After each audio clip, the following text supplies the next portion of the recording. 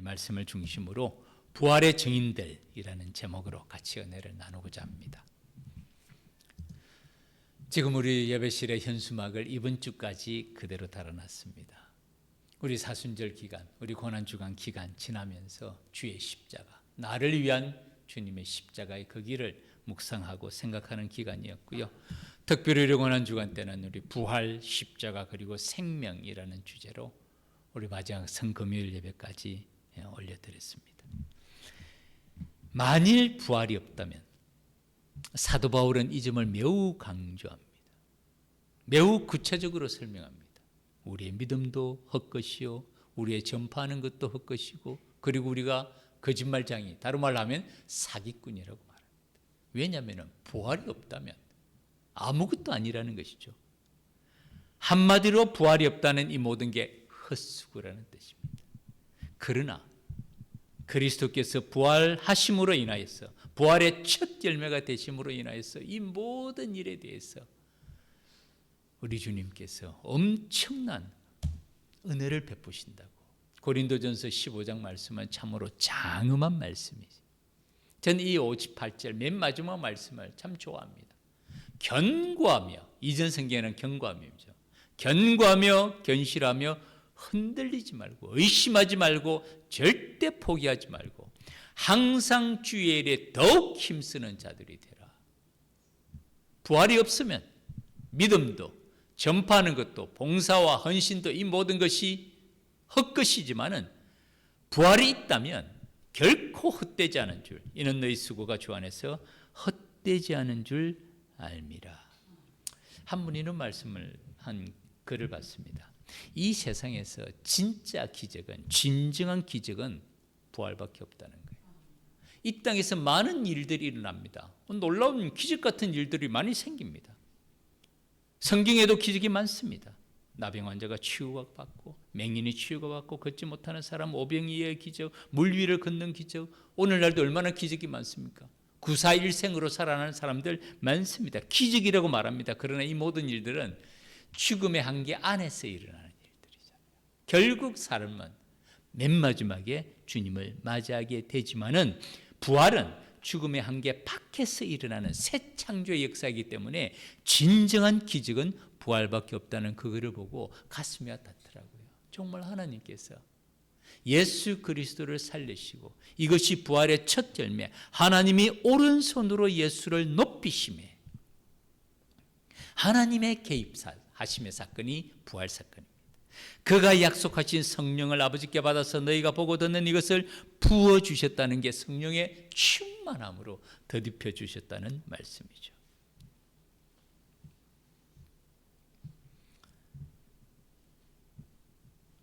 오늘 본문에 그 이후에 내려가면 이렇게 말합니다. 그런즉 이스라엘 언제와 확실히 알지라. 너희가 십자가에 못 박은 이 예수를 하나님이 주와 그리스도가 되게 하셨다. 이게 새 창조의 역사를 말합니다. 주님, 우리의 주인, 우리의 주재권자, 우리의 주관자, 그리고 그리스도, 구원자로 세우셨다는 겁니다. 오늘 이 본문에서 사도 바울은, 사도 베드로는 두 가지를 얘기합니다. 부활의 확실성을 얘기하고 있습니다. 이 예수를 하나님이 살리신지라. 부활의 확실성. 우리가 다 이 일의 증인이다. 그 다음에는 부활의 증인으로서 놀라운 부활의 복음을 전해야 되는 사명을 말하고 있습니다. 부활의 확실성에 관해서는 사실은 참 많은 논쟁과 많은 이야기들이 있는데 혹시 2016년도에 나온 영화입니다. 제가 한번 찾아보니까 있더라고요. 부활이라는 제목의 영화가 있습니다. 2016년도, 그런 거 어느 정도 됐죠. 영화가 상당히 잘 된 영화입니다. 이 내용이 뭐냐면 그 다음에 나옵니다. 부활? 진짜야? 요즘 말로 하면 실화야? 사실이야? 그리고 이 사람이 지금 천부장입니다. 로마 주둔군 살인관이에요. 사라진 예수의 시신을 찾아라. 이 내용이 어떤 내용이냐면은 십자가에 죽은 예수가 부활했다는 소식이 그 지역에 퍼집니다. 로마 당국에서도 중요한 문제가 됩니다. 만약에 그가 죽음에서 부활한 구원자라면, 메시아라면 로마의 통치권에 심각한 문제가 됩니다. 이 영화 세팅은 황제가 방문할 예정인 거예요. 빌라도가 이 천부장에게 엄하게 명령 내립니다. 이 소문을 잠재우라고, 부활했다는 소문을 잠재우라고 얘기합니다. 이 부활의 소문을 잠재우는 방법이 뭐가 있을까요? 간단합니다. 사라진 예수의 시체를 찾으면 됩니다. 다른 거 없습니다. 그냥 시체를 찾으면 돼요. 이 사람, 총독의 명령을 받은 천부장, 주둔군 사령관, 호민관, 트리뷴이라고 말하죠. 자신도, 이 사람 로마의 철저한 군인이에요. 전쟁의 신과 자신 외에는 믿지 않는 사람이에요.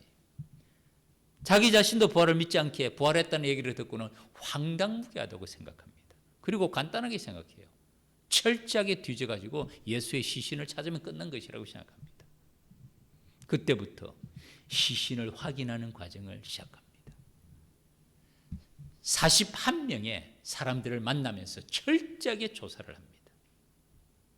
처음에는 이 사람도 부활을 황당무계한 말, 비정상적인 말로 생각하고 조사를 시작했는데 점점 사실관계를 확인해 가는 과정에서 자신의 10년과는 다른 어떤 사실이 있다는 것을 깨닫게 됩니다.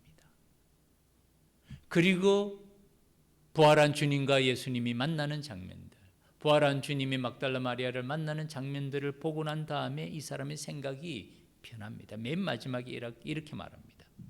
부활의 주님을 만나고 난 뒤 내 삶은 예전과 같을 수는 없지 않습니까? 라고 말하면서 자신의 신분을 상징하는 천부장, 호민관, 트리뷴의 반지를 내려놓고 새로운 길을 걸어가는 그 모습을 마지막으로 보여주면서 영화가 끝납니다. 이 영화가 하는 질문은 이것입니다. 부활을 믿는가? 그렇다면 그 이후에 어떤 삶을 살고 있는가? 부활을 경험한, 부활의 주님을 만난 제자들, 변화된 삶을 살아갑니다. 혁명적인 삶을 살아갑니다. 사도행전의 역사가 바로 거기서부터 시작이 되죠. 부활한 주님을 만난 사람들의 삶의 고백과 정언이 사도행전의 역사입니다. 오늘 우리 예배가 뭡니까? 부활절 이후의 첫 예배. 이 모든 예배가, 매 주일마다 예배가 부활의 주님을 만나는 예배입니다. 사실은 우리가 예수님이 부활했다라는 사실만 아는 것으로는 충분하지 않습니다. 그 부활의 사실을 알면 내가 내 삶이 어떻게 변했는가, 이 사람이 변한 거예요. 로마의 철저한 군인이 자기 자신과 전쟁에 승리하는 것 외에는 믿지 아니하는 이 사람도 황당무계한 이야기라고 생각했지만은 사실관계를 조사해 가면 조사해 갈수록 자신의 생각과 신념과는 다른 어떤 사실이 있다는 걸 깨닫고 주님을 만나는 것이죠. 그 이후에는 이전과 같은 삶을 살아갈 수는 없을 것 같다는 말을 남겨놓고 그의 천부장, 로마 군인으로서의 평생의 삶의 그런 그 걸음을 내려놓고 새로운 길을 떠나게 되는 것이죠. 제가 사순절 기간, 고난주간 기간 자주 인용했습니다. 이 책 참 잘된 책입니다. 리 스트로벨, 예수는 역사다. 위에 작은 글자가 누가 예수를 신하라고 하는가. 리 스트로벨 자신도 철저한 무신론자였어요. 법학자였습니다. 말씀드린 대로 예일대 로스쿨을 졸업한 사람이에요. 엘리트 중에 엘리트입니다. 그리고 시카고 트리뷴이라는 미국의 유수한 신문의 언론인으로서 활동한 사람입니다. 이 책에 이렇게 기록이 되어 있습니다. 밑에 있는 글자입니다. 나의 무신론이 예수의 역사적 증거의 빛 앞에서 녹아져 버렸다. 그리고 이 책이 3장으로 구성이 되어 있는데 언론인답게 매우 사실적 팩트 체크를 철저하게 합니다. 시작을 이렇게 말합니다. 선입견을 버리고 역사적 예수와 마주하다. 선입견을 버리고 부활했다, 부활하지 않았다. 선입견을 버리고 철저하게 사실 중심으로 한번 접근해 보자고 얘기하면서 첫 장이 이렇게 말합니다. 의학적인 증거, 기절이 아니라 정말 예수님이 죽으셨다는 거예요. 그 죽음을 확인했다고 얘기합니다. 사실은 아까 부활이라는 그 영화의 천부장은 십자가 처형을 총 진행했던 책임자였어요. 마지막 예수님 죽음을 확인했던 사람이었던 거예요. 그런데 그 사람이 부활했다고 얘기를 하니까 얼마나 황당무계했겠어요. 자기가 죽음을 확인을 했는데. 그러나 그 과정 가운데서 정말 부활하신 주님을 만나고 난 다음에는 이전과 같은 삶을 살아갈 수는 없습니다 라고 말하는 것이 그 얘기의 주제죠. 의학적인 증거, 기절한 것이 아니라 분명히 죽으셨다는 겁니다. 두 번째, 사라진 시체의 증거, 텅 빈 무덤, 부활의 가장 큰 증거라는 겁니다. 시체만 찾으면 끝나는데 없습니다, 시체가. 로마 시대 때라고 군인들의 행정이 허투루하지 않습니다. 우리나라도 조선시대 때도 군병들의 이 조사는 철저합니다. 아무리 부패해도 그게 국가의 기관이기 때문에, 근간이 되기 때문에 철저합니다. 그 천부장이 예수님의 부활 사실을, 증거를 찾기 위해서 예수님 시체를 찾을 때 철저하게 찾습니다. 정말 제자들이 시체를 훔쳐갔다면 발각될 수밖에 없는 거예요. 세 번째, 출현 증거. 부활하신 후에 주님께서 사람들에게 나타나셨습니다. 제자들에게도. 사도 바울도 그러죠. 500여 형제 일시에 나타나고, 우리가 잘 알지 않습니까? 도마.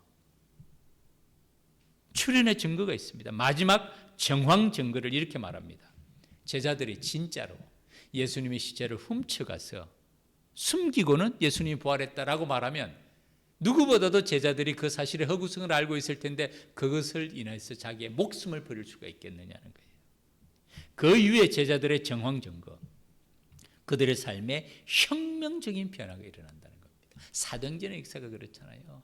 자기 목숨을 돌보지 않고 광장으로 뛰어나갑니다. 자기 자신의 목숨을 기꺼이 내어놓습니다. 누가 시체를 숨겨놓고 그런 식으로 행동할 수가 있겠습니까? 마지막 에필로그 마침에는 이렇게 말합니다. 역사적 예수가 나의 예수가 되다. 그리고 그도, 리스토르벨도 변화된 삶으로 살아갑니다. 법조인, 언론인, 사회에서 인정받는 엘리트에서 부활의 정인, 복음의 정인으로서 정인의 삶을 살아갑니다. 오늘 본문의 이 말씀, 사도 베드로도 부활의 주님을 만나고 난 다음에 일어난 사건들을 설명합니다.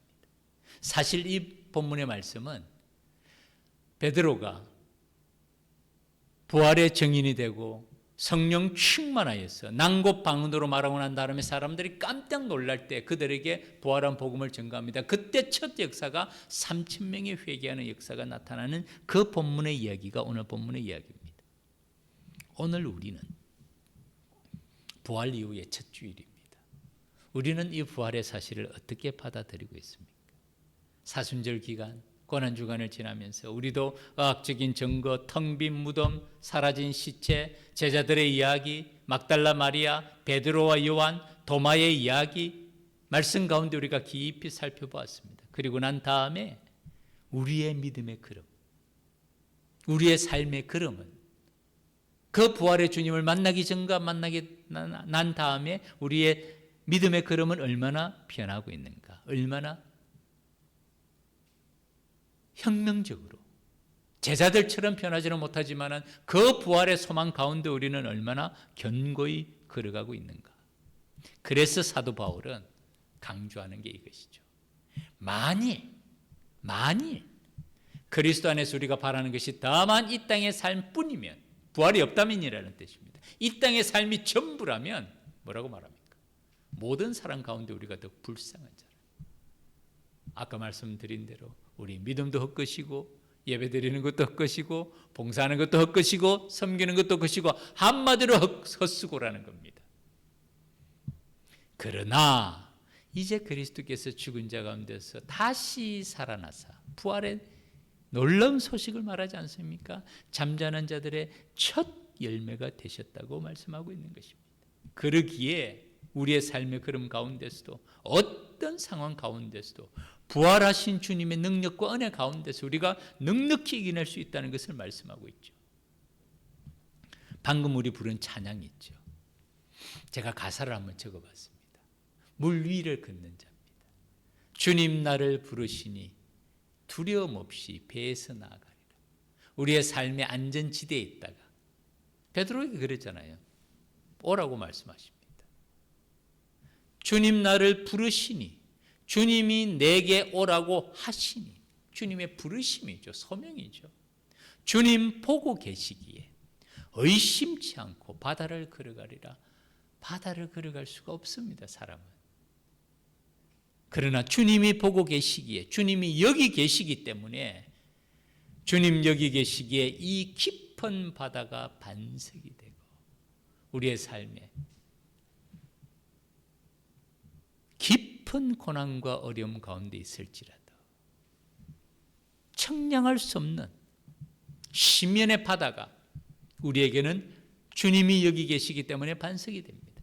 그리고 주님이 여기 계시기 때문에 우리가 이 반석 위를 걸어갈 수 있고, 우리 주님이 여기 계시기 때문에 저 거친 파도가, 삶의 풍파가 쉬지 않고 정말 끊임없이 밀려오고 또 밀려오는 파도들이 많습니다. 그러나 주님이 우리와 함께 계시고 부활의 주님이 우리와 동행하시기 때문에 그 거친 파도가 우리에게는 반석이 됩니다 라고 찬양하는 것.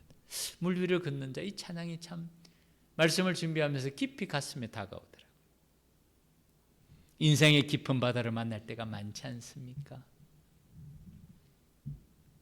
종종 말씀을 드리지만 고난에는 쉼표가 없습니다. 고난은 파도처럼 밀려옵니다. 삶의 걸음입니다. 그래서 다른 종교에서도 인생의 걸음을 고해의 바다, 바다에 비유하는 경우가 참 많은 것 같아요. 우리도 인생을 목적지를 항해하는 배에 비유하지 않습니까? 그래서 사도 바울도 파선하지 말라, 난파하지 말라, 끝까지 목적지까지 잘 도착해야 된다. 우리 인생의 걸음, 믿음의 걸음도 배에 비유하는데, 다른 종교도 고해의 바다가 뭡니까? 고통이 끝이 없는 바다라는 뜻이잖아요. 그러나 주님이 여기 계시기 때문에, 그리고 그 주님은 부활하신 주님, 나를 위한 주의 십자가, 우리의 모든 고난과 아픔과 슬픔과 고통을 다 경험하신 것, 사실은 우리보다 더 많이 경험하신 것이죠. 우리가 십자가 위에 그런 극한 고통을 경험해 본 적이 있습니까? 다른 사람이 우리 얼굴에 침뱉음을 당할 만큼 조롱받아 본 적이 있습니까? 제가 나중에 범브런트 목사님을 말씀드리는데, 그 범브런트 목사님을 유튜브로 보니까 등에 깊은 상처들이, 고문의 상처들이 많이 있더라고요. 그 루마니아 공산정권하에서 14년간 지하 감옥 속에 갇혀 있으면서 얼마나 많은 고문을 받았겠습니까? 그럼에도 불구하고 그 범브런트 목사님 받은 고문이 예수님께서 채찍으로 맞은 고난에 비유할 수가 있겠어요? 우리가 한번 채찍으로 말해본 적이 있습니까? 주님께서 당하신 고난이 사실은 우리보다 더 큰 거예요. 그래서 정말 우리는 긍휼하심을 받고 때를 따라 없는 은혜를 얻기 위하여 은혜의 보좌 앞으로 어떤 삶의 어려움과 환난과 풍파를 만날지라도 은혜의 보좌 앞으로 담대히 나아가서 우리의 연약함을 경험하시고 체휼하신 그분께 도움을 구하고 그분의 손을 붙잡는 것이 믿음의 길이고, 인생의 거친 파도 가운데서도 우리 힘으로 헤쳐나가기 어렵지만 주님이 나와 함께 하시고 주님이 여기 계시기에 저 거친 파도가 반석이 되고 우리는 바다 위를 걸어갈 수가 있습니다. 이것이 우리의 부활신앙이고, 이런 부활신앙으로 오늘도 우리는 삶의 크고 작은 환난과 풍파를 만나지만은 이런 부활신앙으로 넉넉히 이겨내는 우리 모두가 되기를 주의 이름으로 축복합니다. 그 다음에는 주님께서 이 부활신앙을 가진 다음에는 사명이 있습니다. 사명. 사도 베드로가 이렇게 말합니다. 이 예수를 하나님이 살리셨습니다. 사람이 살릴 수 있나요? 말씀드린 대로 진정한 기적은 부활, 하나님이 개입하신 새 생명을 주신 사건이기 때문에 하나님께서, 창조자 하나님이 개입하셔야 됩니다. 하나님께서 예수를 살리셨습니다. 그 다음에는 우리가 다 이 일의 증인입니다. 증인의 기준이 있습니다. 증인은 목격자라야 됩니다. 보지 못한 사람이 증인이 될 수는 없습니다. 요즘은 그래서 보는 것이 제한되니까 뭘 어떻게 합니까? CCTV 많이 하죠. CCTV가 증인의 역할을 합니다. 동영상, 그것이 조작이 아닌 이상 증거가 됩니다. 예수님의 증인, 내 자격도 분명합니다. 이렇게 말합니다. 첫 번째, 요한의 세례부터 성천하실 때까지 우리와 함께한 사람, 가룟 유다가 자기 길을 가고 난 다음에 또 다른 사도를 뽑을 때 그 사도를 뽑는 기준이 목격자였어요. 세례 요한의 세례 때부터 마지막 성천 때까지 함께 했던 사람입니다. 그리고 두 번째는 부활의 주님을 만난 사람이에요. 그래야 부활한 주님을 증언할 수가 있잖아요. 목격자입니다. 우리가 다 이 일의 증인이로다. 이 증인의 사명은 간단합니다. 변호사가 아니에요. 증인은 자기가 본 것, 자기가 들은 것, 자기가 경험한 것만 말하면 됩니다. 모든 법조문을 가지고 다 설명해야 되는 것 아니에요. 증인은 자기가 본 것, 들은 것, 경험한 것만 그대로 진술하면 됩니다. 사도 베드로는 자신이 이 일의 증인이라고 말합니다. 또 한 사람, 사도 바울. 부활한 주님을 만납니다. 부활한 주님을 만나고 난 다음에 그는 부활한 주님의 전파자가 됩니다. 사도행전 20장 후반부에서는 사도 바울의 고백이 나오잖아요. 내가 달려갈 길과 주 예수께 받은 사명이라고 말합니다. 그 사명이 뭡니까? 하나님의 은혜의 복음, 부활의 복음 증언하는 일을 마치려면 나의 생명조차도 조금도 귀한 것으로 여기지 아니한다고 말합니다. 자기 생명의 가치보다 더 소중한 것을 발견한 것이에요. 깨달은 것이에요. 그것이 하나님의 은혜의 복음이 뭡니까? 예수 그리스도의 십자가와 부활 사건을 말합니다. 그것을 증언하는 일, 증언하는 일을 마치려면 생명보다도 더 귀중하다고 얘기합니다. 우리 신앙의 핵심이 바로 여기 있습니다. 부활 신앙입니다. 부활 신앙은 우리 신앙의 출발점이자 완성점입니다. 부활이 없으면 사도 바울이 말한 대로 우리는 거짓말쟁이야. 사기꾼입니다. 믿음도 헛것이고 전파하는 것도 다 헛것입니다. 그러나 주님의 부활의 사실로 인해서 우리의 모든 삶의 걸음, 믿음의 걸음이 헛수고가 아니라는 것입니다. 그래서 더욱더 견고하고 흔들지 말고 항상 주의 일에 더욱 힘쓰는 자들이 되라고 얘기하는 이유가 거기 있죠. 너희 수고가 주 안에서 헛되지 않은 줄 알미라. 두 사람 소개하고 말씀을 맺겠습니다. 아까 말씀드린 리차드 범브란트. 1909년부터 2001년 루마니아의 공산 치하였어요. 그때가 스탈린 치하였어요. 유튜브에 나오더라고요. 그때 루마니아에 4,000명의 목회자들을 다 모아놓고 하나님께서 우리에게 주신 세 사람의 선지자는 모세와 예수와 스탈린이다. 이렇게 얘기를 했대요. 그때 루마니아의 이 범브란트 목사님이 침묵하지 아니하고 우리가 섬기는 하나님은 유일하신 하나님이시고 우리는 오직 예수 그리스도만을 경배합니다. 그걸로 인해서 그 당시에 이 집회가 생방송으로 중계가 됐는데 중단을 했대요. 왜냐하면 범브란트 목사님이 마이크를 잡고 바로 직접적으로 그렇게 얘기했기 때문에. 그 이후에 그는 지하 10m 지하 감옥으로 해서 14년을 지납니다. 이게 26세에 거듭난 후 나치 점령 기간 동안 투옥, 1948년 루마니아 공산 정권 아래 총 14년 이상 투옥됩니다. 1945년 때 얘기예요. 그리고 1988년 미상원 국내안전보장소위원회에서 투옥을 정언할 때에 고문의 흔적들이 등에 고스란히 남아있다가 2001년 공산체에서 복음을 전하다가 소천했던 참 이 시대의 순교자죠. 그런데 제가 말씀 준비하면서 놀란 것은요, 안희숙 여사가 지금 이 범브란트 목사님이 1901년부터 2001년인데 안희숙 여사가 쓴 책이 당신은 죽어요 그런데 안 죽어요. 그리고 안희숙 여사가 범브란트 목사님보다 1년 먼저 1908년 출생이 되고만요. 그리고 1997년에 돌아가셨어요. 범브란트 목사님 더 오래 산 거죠. 오래 살아도 한 3년 정도 더 오래 살고 거의 동시대 사람이 되고만요. 참 놀랍습니다. 독일의 디트리 본 헤퍼 목사님과 우리나라의 주기철 목사님이 거의 동시대 사람이에요. 주기철 목사님 생애와 보네프 목사님 생애가 거의 오버랩, 거의 같은 기간인데 범브란트 목사님과 안희숙 여사가 동시대 사람인데 이때 1908년도 우리나라 일제강점기 때잖아요. 1905년 을사늑약이 맺어지죠. 1910년 한일병탄이라는 강제협약이 맺어지고 1919년 3.1운동이 일어날 때까지, 그러니까 이 시대를 고스란히 살아갔던 여사가 안희숙 여사입니다. 일본 국회의사당 앞에서 신사참배는 우상숭배라고 윤물을 뿌립니다. 일본 순경들이 가만히 있겠어요? 그를 감옥에 넣습니다. 6년 7년 감옥에 있습니다. 그 가운데서 그의 신앙의 수필처럼 그 위에 쓴 책이 참 간단합니다. 수필입니다. 어려운 책 아니에요. 당신은 죽어요. 그런데 안 죽어요. 부활에 가는 사실을. 이분이 보니까 이 전도에 대해서 말씀을 전할 때 전곡을 찌르는 게 있더구만요.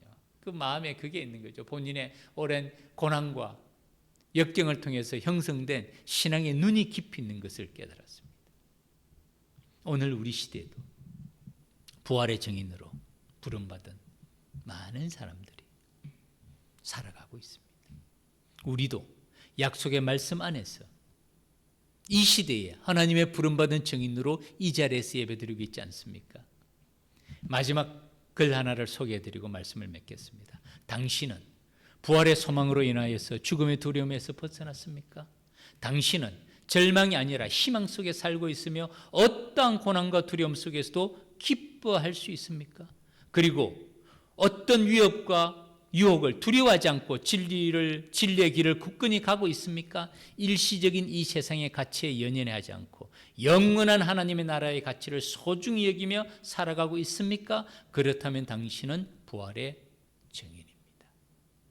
부활 이후의 첫 번째 주일입니다. 다시 한번 우리의 부활 신앙 가슴에 간직하고, 이 부활 신앙이 우리 신앙의 출발점이자 완성점입니다. 사도 바울의 뜨거운 고백처럼 만일 부활이 없으면 가장 불쌍한 사람이라는 거예요. 헛고생하는 겁니다. 아무것도 아니라는 거예요. 믿음도 전파하는 것도. 그러나 그리스도께서 부활하셔서 우리의 첫 열매가 되셨다면, 헛수고가 아니라면, 그러므로 내 사랑하는 형제들아 견고하고 흔들리지 말고 항상 주의 일에 더욱 힘쓰는 자들이 되라. 왜냐하면 이는 너희 수고가 주 안에서 헛되지 않은 줄을 알미라는 이 고백을 가슴에 새기고, 우리의 삶의 걸음 가운데서도 이 부활신앙으로 어떤 역경도, 어떤 어려움도, 어떤 거친 파도도 넉넉히 이겨내는 우리 모두가 되기를 주의 이름으로 축복합니다. 기도드리겠습니다. 하나님 아버지, 부활 이후의 첫 번째 주일을 맞이합니다.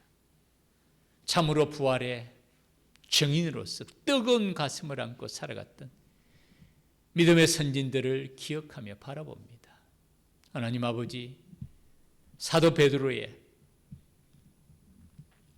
그 부활의 증인으로서 목숨 건 사역과 모든 제자들의 변화된 삶의 모습을 바라봅니다.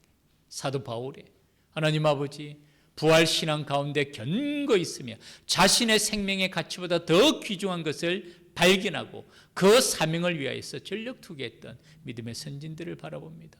오늘 우리 시대에도 주님께서 우리를 이 시대의 증인으로서 부르셨습니다. 우리는 힘이 없고 능력이 없음을 주님이 아십니다. 성령께서 주시는 지혜와 능력으로 맡겨주신 사명 넉넉히 감당하며 믿음의 걸음 견고히 걸어가는 주의 백성들 되게 하여 주시옵소서. 예수님 이름으로 기도 올립니다. 아멘.